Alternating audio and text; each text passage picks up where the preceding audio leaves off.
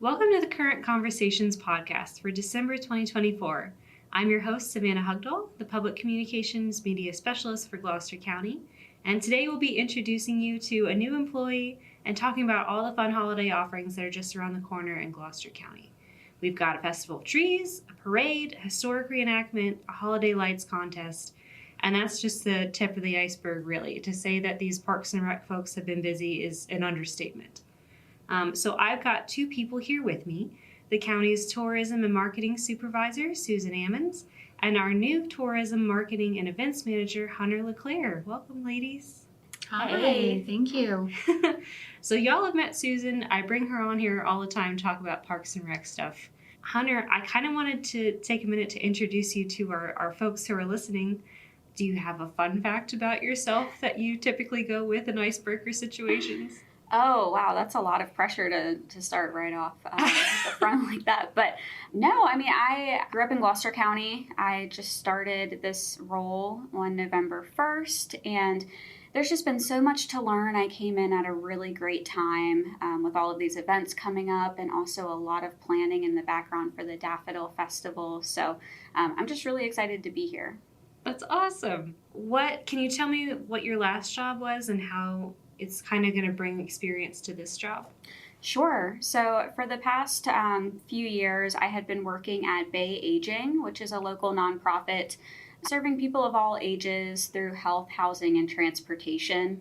I had a few different roles there, but most recently I was the Assistant Director, Multifamily Housing Management. So I helped to oversee our senior apartment communities, which we really, although they're communities for low-income, older adults, often with unique needs, we definitely tried to market them as an attractive and welcoming place for everyone to make sure that those in our community who needed a little extra help had the dignity that they deserved as they grew older.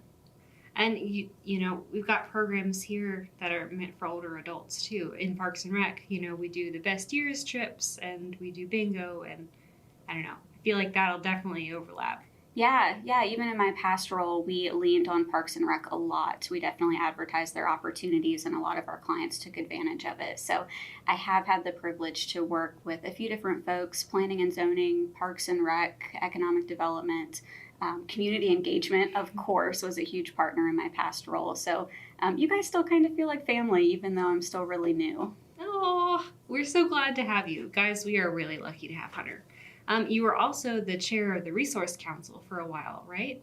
Yes. So there's always been a close coordination with community engagement with the Resource Council. And so I've worked with a few different folks from that department for the Resource Council, which has been operating, maybe 45 years or more. It's been a long time, but it's a group of local nonprofits and human service organizations that come together monthly to plan events, assess needs in the community, collaborate on different projects. So it's a really healthy and lively group. Yeah, and one of the things that the Resource Council is working on this year is the Festival of Trees. But I'll get there in a minute.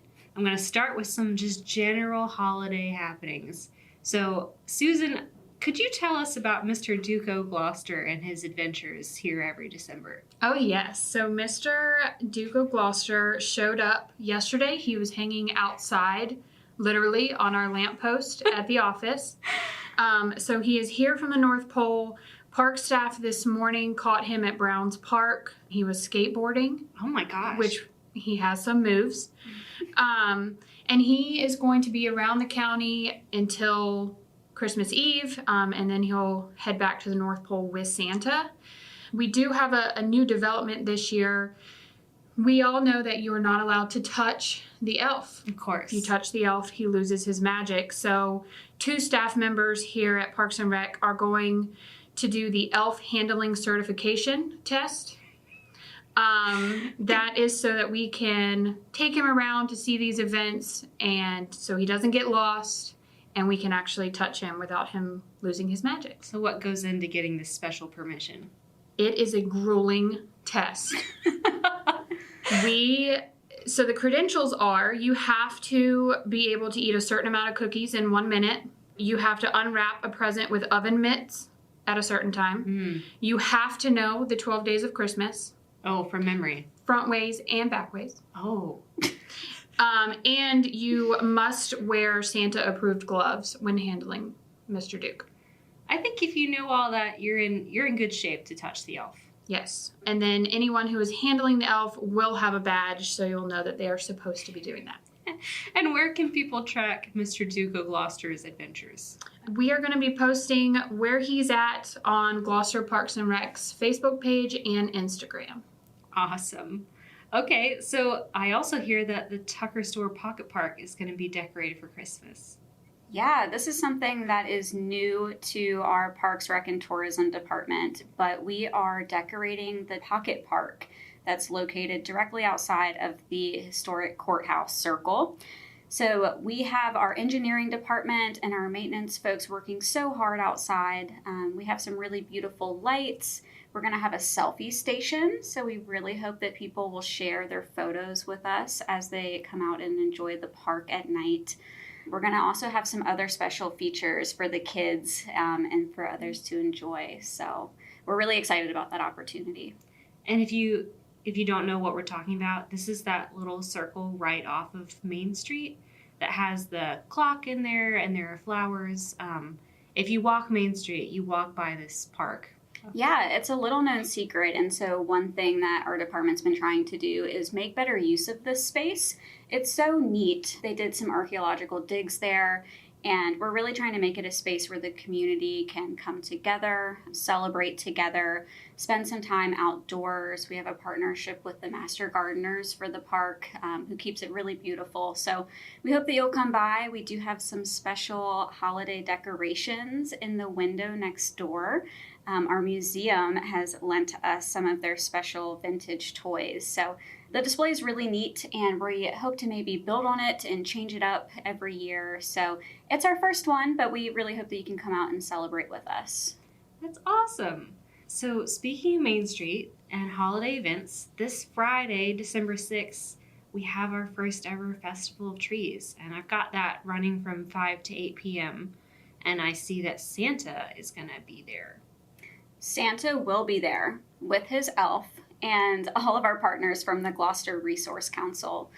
We have a really impressive planning committee that's been putting this together over the past few months. And like our Tucker Park event, this is our first time putting this together in the historic Courthouse Circle. So we're going to have human service organizations like United Way, Social Services, the Alzheimer's Association, Parks and Rec even. We'll have a table out there in the circle so that the public can come get a better understanding of what's available to them.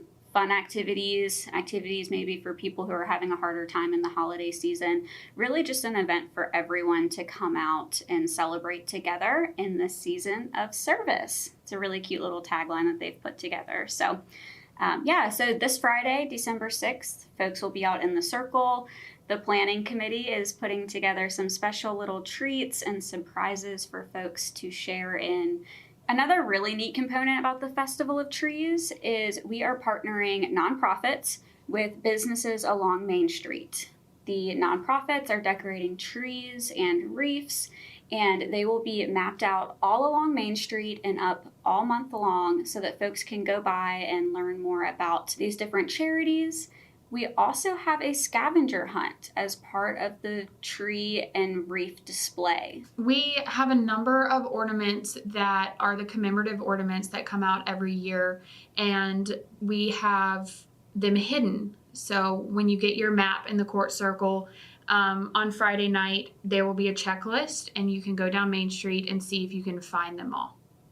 Yeah, I'm really excited about that part, just as a way to bring out these ornaments that Gloucester has been releasing over the last 25 years. So I hear that there may be a prize in store for the person who finds all of the ornaments first. I also love that if you want to walk down Main Street anytime before January 1st, you don't have to come Friday. You can enjoy the trees anytime. It makes for a nice walk, like when you're trying to get in the holiday spirit, to go past all the windows and see the different trees. And it's really kind of a creative experiment to see how they can decorate them to best represent what they do. Like, the classic example is if you run a basketball league, you could make a stack of basketballs and just put lights around it. and that would be your tree, quote unquote. So I'm expecting some creative stuff. It's our first year, so, we're still figuring things out, but I think it's a great tradition in the making. Yeah, I'm definitely looking forward to getting a fancy hot cocoa from Sweet Tooth and walking along Main Street to try to see if I can find all the ornaments myself. Yeah. So that's Friday night. Saturday afternoon is our Christmas parade, yeah? That's right. So the Christmas and Holiday Parade starts at 3. It starts at the Main Street Shopping Center and goes down past the Court Circle and ends at Body Tot. And then right after the parade will be the annual tree lighting, which is sponsored by the Koch Foundation. They provide us with a tree each year in the Court Circle, and a very special guest will be there to help us light it. That's so exciting. Does Parks and Rec have a float in the parade? Do y'all do that? Parks and Rec has to work the parade. So we will be walking around. You will be able to know that we are there. And we just have to make sure that everything goes smoothly, which our team is fantastic and handles everything like a well-oiled machine. So. Yeah, y'all would be amazed. When I was growing up and going to these events, I thought they had a huge staff. And really, it's just a few people working really hard to make this a special event for Gloucester. So let's talk about Waiting for Washington. That is Sunday, December 8th at the Edge Hill House on Main Street. Yep. So we are having a special event. This is in partnership with the Gloucester Women's Club and the Edge Hill House and the Gloucester 250th Committee. This will be an opportunity for you to come out and tour the home that's not always open. If you've ever driven down Main Street, it's kind of tucked away a little bit, but it's really pretty. There will be an interpreter there who will be doing performances of Martha Washington. There will be holiday time period music, refreshments, and again, the house will be open for tours, which if you have not been in there, it's really neat. I've only seen it from the road. It's behind that absolutely gigantic magnolia tree, but it looks so posh. And it's really cool inside, and the program runs from 2 to 5, so we may be able to see it, lit up, and at nighttime it's cool. Yeah, I was just gonna read the little description you had on your website because I thought it was cute. It says, join Martha Washington and her daughter-in-law Eleanor in December of 1783 as they wait for the general and discuss Christmastide traditions, family, and Eleanor's marriage to David Stewart. Which I don't really know who Eleanor is, so I imagine that I would learn something if I went. You're going to find out. Yeah, she'll tell me, I guess. All right, so that's fun. I might be there. I'm also thinking about doing pictures in the park on December 14th. Susan, that's your arena, right? That is. So Pictures in the Park, we've been doing it for a couple of years. This year we're actually going to be inside, so don't let the cold scare you off. We're going to be in the Whitcomb Lodge. We have a setup. It's only 10 minutes, so if you have little ones, that's the perfect amount of time to come and get a picture taken by our photographer, and then you'll get a link and you can use them for whatever you want. So like Christmas card photos kind That's of right. thing. Yeah. That's awesome. And how much does it cost? $10. So You can't beat it. that's a really good rate for a Christmas picture, guys. They're professionals, and the setup is professional, and you would be happy if you went there. I will just say it is so professional. During my first week here, I needed some new professional headshots, and I had Susan take them for me. So when you are seeing all of these photos on our social media and on our website, that is Susan behind the camera for those, and she is magical. So you guys would be really lucky to have a Christmas photo done by her. She is. Every time she goes to an event, they just gush about how happy they are that she brought her camera in. And nobody can see me right now, but I feel like my cheeks are getting hot. She looks like Santa. Her cheeks are red. Rosy. Thanks, guys. That's the word. All right. The last thing, and one of the most special things that I think Parks and Rec does for the holiday season, is Holiday Glo-Up Light Contest. Oh, yes. So last year was our first year doing it, and we had a blast. This year is a little different. We had so many entries last year. It took us a good 4 to 6 hours to go and stop at everybody's location. So this year, we still encourage everybody to decorate. We have different categories. Video submissions, 30 seconds to a minute video, need to be emailed to us by December 16th. We're going to do the first round of judging based on those videos, and then on the 19th, we may be visiting the finalists. And then on the 20th, we'll make our announcements, and you get a really cool yard sign so you can brag to your neighbors. Is there a map that you guys have too? There will be, yep. Whoever requests to have their lights display on a map, our GIS department, who is absolutely fabulous, creates a fun and festive map that we'll share with the public so that others can stop by. I love that. And you guys, watching the Parks and Rec crew put on crazy sweaters and light up necklaces and funny hats and pile onto our van to go see the lights last year was an experience. So I would love to see some houses submitted that, because I want to drive around and see Christmas lights. That's just fabulous. And just a note too that it's also free to enter. We only ask that you take your time putting up your lights, and it doesn't cost anything, and it makes us happy to see them. And there are different categories too, right? Yep, from just your porch being decorated to businesses, churches. It gets really complicated when you get into the fancy Franktronics type things. But they're really cool. We're excited. All right, y'all. Well, where can people go to get holiday event information if they want more on anything that we've talked about today? Certainly you can follow us on social media, either Gloucester Parks, Recreation, and Tourism or Visit Gloucester. The Visit Gloucester website also has a ton of event information as well. And if you want to sign up for some of these things, I believe that's on Gloucester Civic Rec. Yep, gloucesterva.gov/civicrec. There we go. That's what I was looking for. All right. Thank you, ladies, for coming on, and everyone have a wonderful, happy, safe holiday season.